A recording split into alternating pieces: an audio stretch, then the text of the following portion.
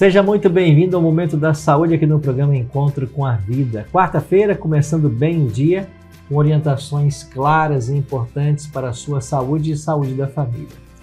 Está conosco essa semana a doutora Satiko Takano. Tudo bem, doutora? Tudo bem. Bom dia a todos. Bom dia, muito obrigado por seu tempo, sua disposição em estar conosco. Ela vai estar até sexta-feira respondendo questionamentos, nos orientando. Ontem falamos um pouquinho sobre AVC. E se você perdeu o programa, é só voltar no nosso canal no YouTube e você vai encontrar esse programa para você rever toda a informação que ela trouxe para nós. E hoje nós vamos falar um pouquinho sobre Alzheimer. Doutor, Alzheimer, ele é muito associado com esquecimento. É só isso ou é muito mais complexo? É muito mais complexo, né?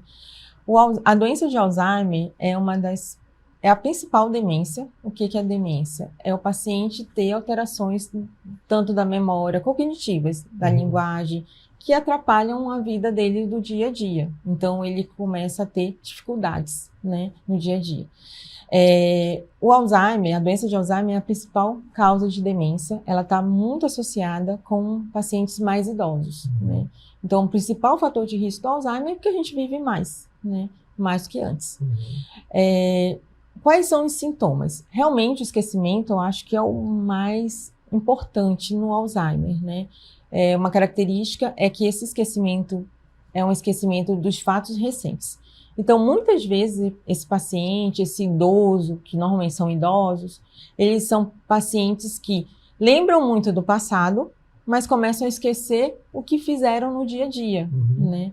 Então, às vezes, ele ia todo dia no supermercado, ele ia todo dia na padaria, e com o tempo ele começa a ficar confuso, né? Que dia é hoje, né? Onde é que eu tô? Como é que eu faço para chegar em casa? Então, há uma desorientação no tempo, né? Qual o dia é, no espaço, aos esquecimentos, né? E o que a gente nota na doença de Alzheimer é que o paciente começa a perder a capacidade, qualquer demência, de fazer coisas que ele fazia antes. Então, ele começa a se confundir na hora de tomar medicamento. Ele não sabe mais a medicação que ele ia tomar. Ele era um provedor da casa, ele pagava as contas, ele começa a se confundir como utiliza o aplicativo que ele utilizava sempre. Então, é uma doença que é gradual, né? A piora é gradual dessa parte da memória e do comportamento. E ele pode ter alterações tanto cognitivas, que são essas, como comportamentais. Então, ele fica mais triste, mais apático, aquele sem vontade de fazer nada. Ele pode ficar em outras fases mais agressivo, né? Então, é uma doença bem complexa mesmo. E como que a gente trata uma pessoa com Alzheimer? Hoje em dia, o Alzheimer, ela é uma doença neurodegenerativa. Então, ela é uma doença associada com alterações no cérebro, onde esse cérebro vai atrofiar, né? Vai atrofiando, com substâncias que são produzidas a mais nele. Então, ela é o que a gente fala é uma ladeira, né? Ela vai piorando aos poucos. Como uma doença neurodegenerativa, a gente não tem tratamento curativo. O que a gente tem hoje são tratamentos medicamentosos e não medicamentosos. Os tratamentos medicamentosos, eles visam o quê? Eles visam retardar a progressão da doença. Então, a gente tem duas classes de medicamentos, né?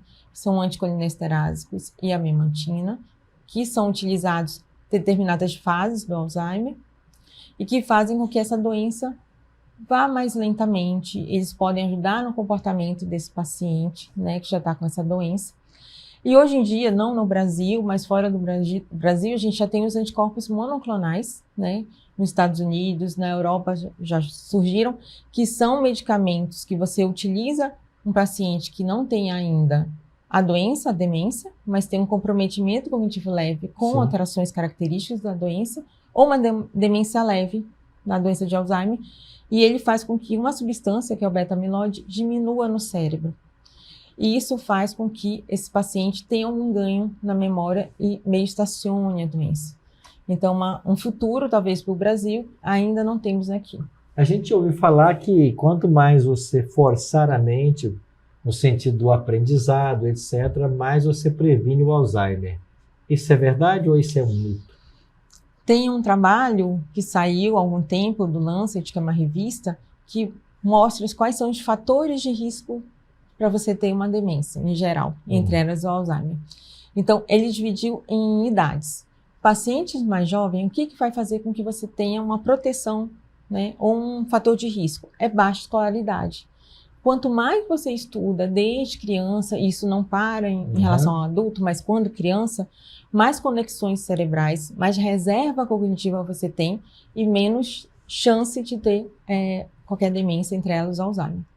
Na idade média, 50 anos, né, pacientes que têm hipertensão, que têm alterações no sono, que têm alterações da audição, que têm traumas cranioencefálicos ou que consomem muito álcool, eles podem ter esses fatores de riscos podem fazer com que ele tenha um risco maior de demências. Okay. E o paciente mais idosinho, pacientes que não enxerga bem ou não ouve bem, pacientes que são muito isolados, que não ficam sozinhos em casa, que não têm estímulo, esses pacientes podem ter mais.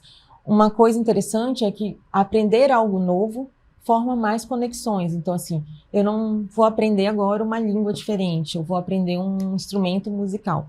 Tudo que você aprende que é novo para o seu cérebro, ele vai ter novas conexões cerebrais e isso pode ser preventivo para a doença de Alzheimer.